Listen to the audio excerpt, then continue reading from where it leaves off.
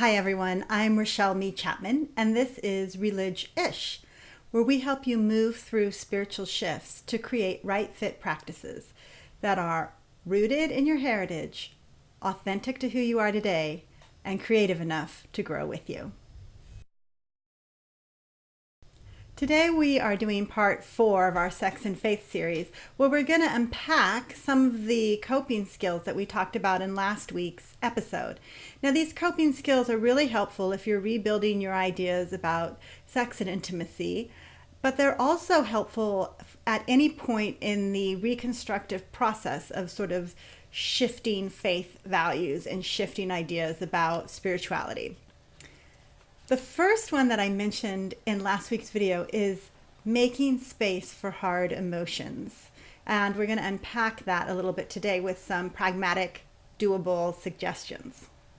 So before I begin, I just want to remind you of a few truths about emotions that you may or may not have been taught, or you may have a hard time remembering because they're counter to what you've been taught if you grew up in a conservative religious or a conservative cultural setting. The first one is that emotions and feelings don't have an ethical or moral component to them. Feelings are just feelings.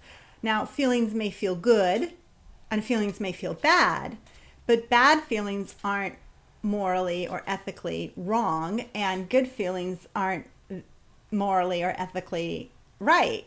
They just feel good or they feel bad.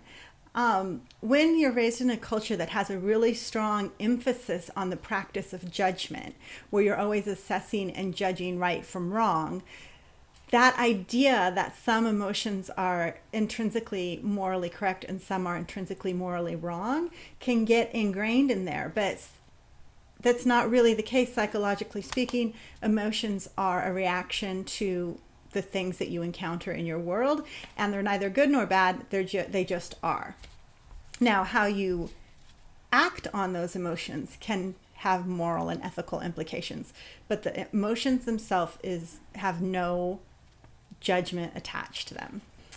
The second thing I want to address, and I alluded to it in last week's video, is that we have a lot of language in the evangelical church that is sort of about being kind of happy and contented all the time. Like even this old children's song that I learned in Sunday school, I'm inside, outside, upside, downside, happy all the time since Jesus Christ came in and saved my heart from sin. I'm inside, outside, upside, downside, happy all the time. And that's, may seem like a trivial little thing, just something that you sing in Sunday school, but it just shows that from the very beginning, we become indoctrinated to sort of put on a positive face and to put on that everything's fine. And what that does is it just creates a lifetime of negating any kind of negative emotion. So it means you're only fully living into part of your expressive self. Now, why do we get this? Why do we get this trend towards let's all be happy all the time? Well, one of the things is this concept of holiness and trying to be holy, which often gets translated as perfect. So there is a desire not to show anger, for instance, disappointment, or frustration. These kinds of emotions get suppressed in a culture of holiness. Also, there's a strong message about if you just trust in God, everything will be okay. So that doesn't make very much space for worry or concern or anxiety, which of course are all things that we experience. And finally, there's this message to be like Jesus, and somehow we've rewritten the character of Jesus when we say things like that, like, oh, don't be angry, just be like Jesus, just trust in God, be like Jesus. We seem to have forgotten stories about Jesus getting mad at his friends and followers. Weaving a whip. Jesus expresses the full range of human emotions in Scripture, except for maybe romantic love, and which, debate about that. But there's definitely, if you do want to try to live a life that emulates the story of Jesus, there's certainly permission for you to have negative feelings within that story.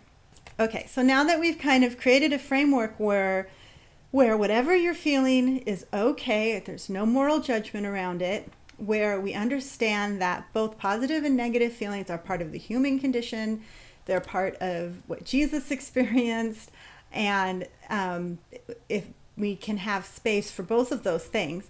Let's talk about dealing with some of the negative ones.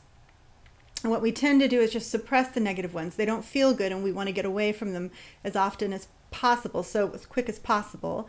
So we turn to shadow comforts like eating, watching lots of TV, drinking, medicating maybe, and we don't really make any space or pay any attention to the negative things that we're feeling. So I am going to give you 3 ways to make space for your negative emotions so that they can process through and out of your system. So the first one I call kvetching.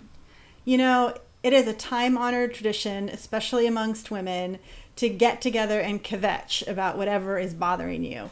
And while it can be just seen as like a big grump fest, an opportunity to complain, there's actually helpful psychological things that happen when you kvetch and tell somebody your grumpy, angry, frustrated, hurt, disappointed story.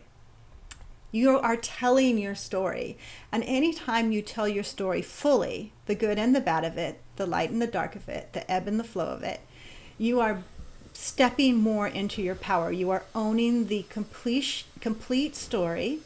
And when somebody witnesses that through hearing it, it's very affirming. And you're saying, this is my truth. And if someone hears it and receives that, then they're saying, yes, I see your truth. And that is very empowering and healing when it comes to negative emotions.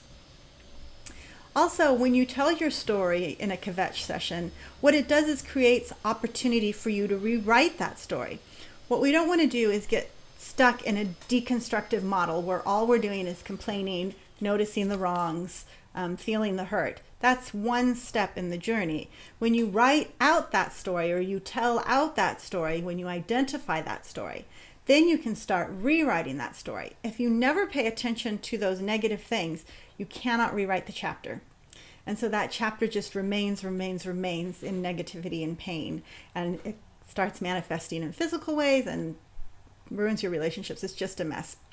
So the time-honored tradition of kvetching actually has the really positive benefit of identifying your story, telling your story, having that story affirmed, and beginning to rewrite the story.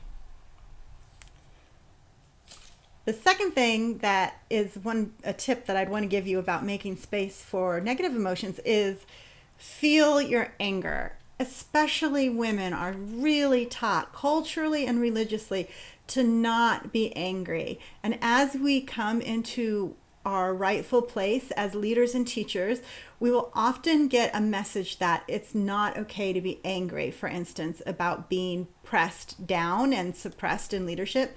And as we step as men and women into a healthier sexual place and we feel angry about the misinformation we were given and the shameful messages we were given, we might be told that it's not helpful for you to be angry. It is helpful for you to be angry. Anger is part of the process. It's often what I like to call, with my kids, we call it a cover-up emotion. It's an indicator that there's something else going on underneath. So one thing you can do when you're feeling anger is just acknowledge it. I feel angry about da-da-da-da. And you can do a visualization of thinking of that anger as a stone. Lift up the stone and see what's underneath the anger. And those are things that can be addressed and healed a lot of times. Also, anger has a very strong hold in your body. You might feel tension in your neck. You might feel a churning in your stomach, a panic in your pulse rate when you get angry. And to make space for that anger, you can create physical things that allow that anger to pass through your body. So again, one thing that I do with my community group and with my kids is we have an anger altar in the backyard. It's just a stack of rocks and a stack of plates from Value Village, and we will write on the plates what we're angry about and just crash them into a gazillion bits. And it's just a way of moving the kinetic energy of the anger out of your body and into another space so you can begin to process it. Another thing that helps with anger physically is creating a playlist that you can either sing really loudly to or dance really hard to of angry songs. I like Alanis. I have a lot of Alanis on mine. And what happens when you sing out your anger is you actually regaining your voice. You're actually using the chakra and literally using your voice. And that's always empowering because it's part of your storytelling process. It's part of not being silenced. So that's another way to process anger. Finally, it can be really helpful if you're feeling a lot of anger and you can't seem to kind of get to what is underneath it very well, or you can't seem to get past that, to talk to somebody about your anger. Now, what I see a lot in religious settings is someone will go back to the person they're angry with. So like perhaps you'd go back to your old pastor and say, I feel really angry that I was taught these shaming messages about my sexuality as a woman. I see the point in doing that. It doesn't always turn out very well. So if you're going to do that, make sure that you have backup in your friendship circle in case you're not well heard or not well received in that setting. Something that might be more profitable for you, at least initially, is to work with a therapist or coach where you can, in a safe place, just express all your anger, and they're not going to be defensive with you. They're not going to come back at you with yes, but. And they're going to be able to receive your story, just create space for that story. So when processing anger, you work with your physical self to get that anger through. Recognize that it's a legitimate emotion that might be covering up other deeper emotions. Get into a safe place to share that anger and process that anger with. Finally, I have a meditative practice that is really helpful for processing negative emotions. It's not hard. It doesn't take a lot of concentration even. It's called the 4-breath practice.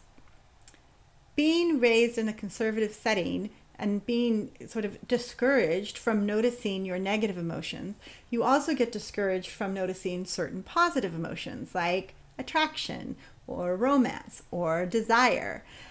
So what this exercise does is it lets you pay attention and create space for each emotion as it comes up, each emotion that you're feeling in your mind-heart connection, and each emotion that you're feeling in your body. So what you do is you just set your alarm to go off 4 or 5 times a day on your phone. I actually used a Muslim prayer timer that would ring me for the different hours of prayer. And at each time the alarm goes off, you take 4 breaths. With the first breath, you say, this breath, and you just pay attention to the process of that inhale and exhale. With the second breath, you say, this body, and you pay attention to what you're feeling right then and there in your body. You might be feeling pain. You might be feeling like, oh, my muscles are sore, I'm getting stronger. You might be feeling tired. You might be feeling light. So it's a chance to check in. You might be feeling desire. So it's a chance to check in with things like hunger, desire, pain, etc. With the third breath, you say to yourself, this emotion, and you notice your emotional state. What am I feeling right now in this breath? And then with your fourth breath, you say this place, and you notice where you are and how you feel in that space. Now, what this does is it creates space throughout the day for the variety of emotions and physical feelings that you're having. And it lets you notice the transient nature of those, of most emotional and physical feelings. So that when you have a bad feeling, or you have a feeling that's making you feel uncomfortable or panicked, like for instance attraction or desire might sometimes do, you can recognize that those feelings come and go, that you won't be trapped in them forever, that it's one part of the whole, and that really creates a healthy attitude around these emotions. It also just has a nurturing and healing nature because you're giving each emotion and each physical feeling space to be seen, space to be felt, space to breathe. And whenever we suppress those things, they come out in negative ways. But if we create space for those things, they can mature into something better and healthier.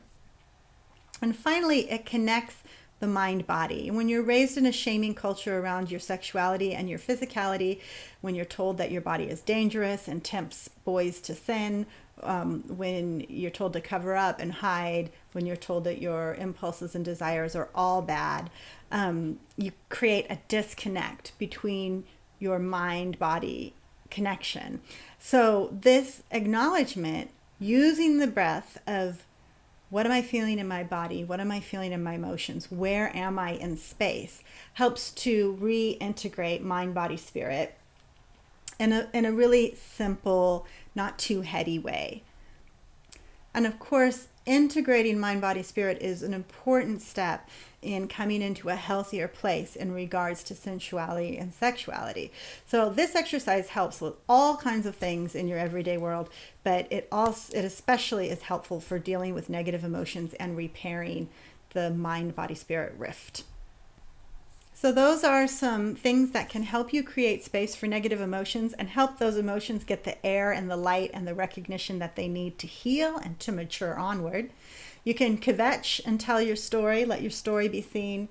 You can make up ways to feel your anger both mentally and emotionally and physically. And you can adopt an exercise that lets you be aware of your variety of emotions and your variety of physical feelings as well, and create a healthful space for them to live in. I hope you find that helpful. I'd be really interested to hear your thoughts on the matter, to know what works for you, to know what in particular has helped you deal with negative feelings. So please do comment in the comments below or email me, Rachelle@magpiegirl.com. And until we meet again, I hope that you will get curious, trust your gut, and whatever you do, live from a place of love. Amen. Amen.